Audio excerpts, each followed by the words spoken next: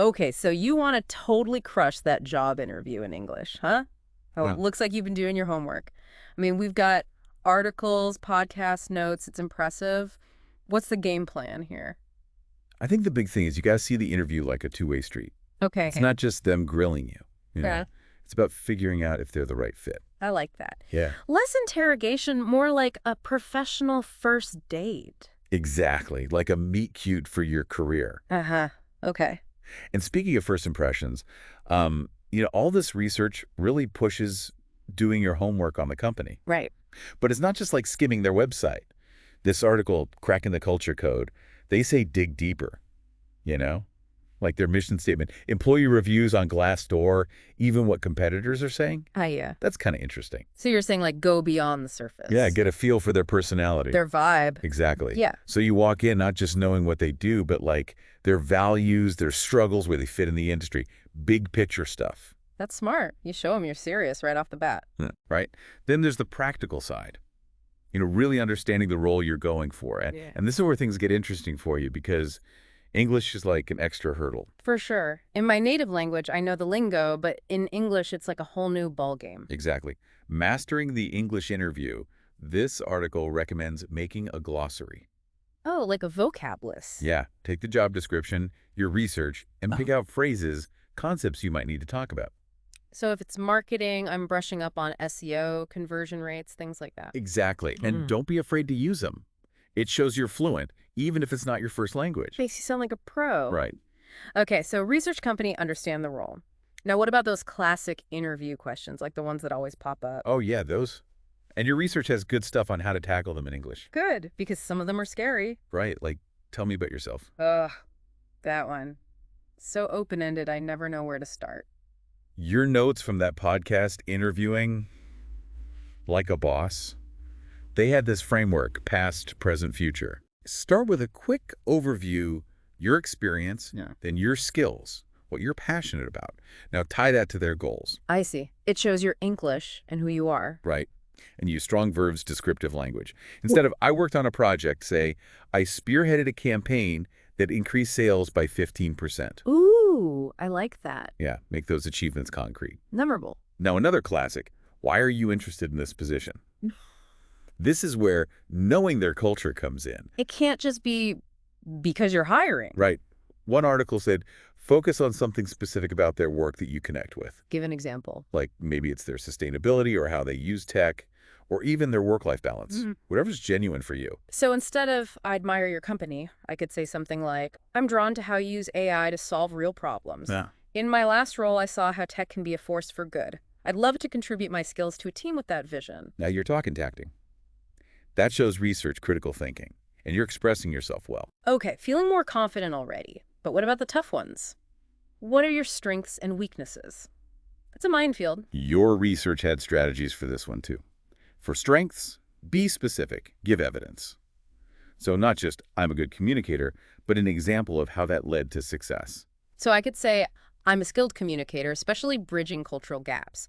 In my last role, I helped our US and Japanese teams communicate, which led to a smoother product launch. Perfect context and achievement. Yeah. Now, weaknesses, this is tricky, but reframe it as an area for growth. Instead of, I'm terrible at public speaking, I'd say, I'm working on becoming a more confident speaker. I joined Toastmasters. Exactly. Show self-improvement. Interviewers love that. Turning a negative into a positive. Right. Okay, now those behavioral questions, the ones with stories. Yeah. Those trip everyone up. They do. But your research had this tool, the STAR method. STAR method. Stands for Situation, Task, Action, Result. Framework for your answer. Clear, concise, and interesting. Okay. Describe the situation, what you had to do, the steps you took in the positive outcome. Like a mini case study. Exactly. And here's where English matters. Vivid language action verbs. Bring this story to life. Don't say I was responsible for the project. Say I led a team of 5 engineers. We developed a software solution that streamlined our production process by 20%. Wow, that's powerful. And practice makes perfect. Brainstorm questions. Practice answering them. Record yourself even. Adding that to my list, this is gold.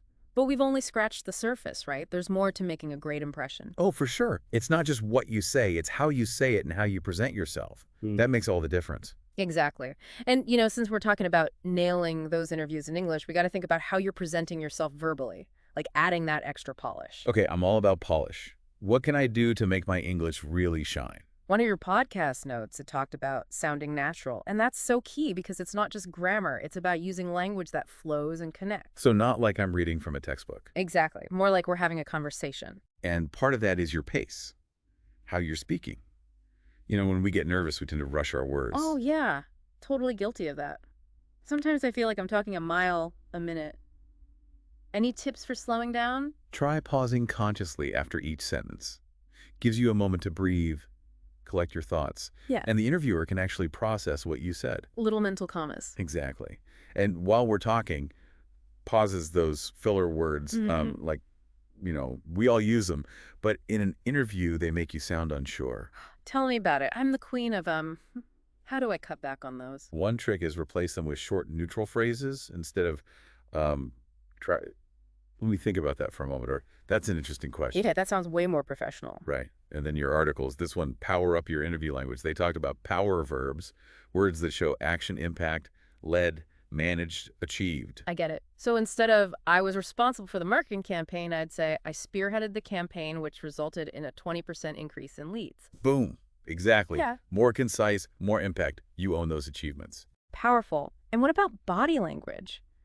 That's huge, even in virtual interviews. Where do we even start? This source, the silent language of success, it said even small tweaks to your posture, your gestures, can change how you're perceived. Like sitting up straight, shoulders relaxed, shows you're confident, engaged. So no slouching. Exactly. What about eye contact? I know that's important, but it can feel weird online. Yeah, it It is does. crucial, but there's a trick. Look right at the camera when you're speaking. It's like Yeah. eye contact in person. Makes you more present.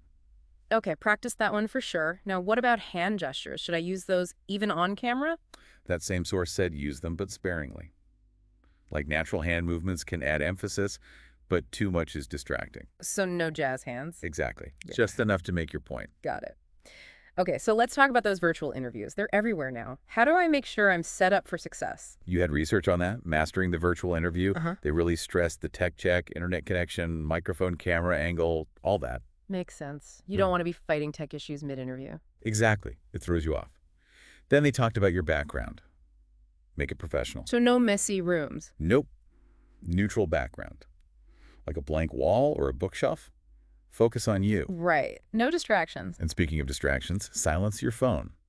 Any notifications on your computer.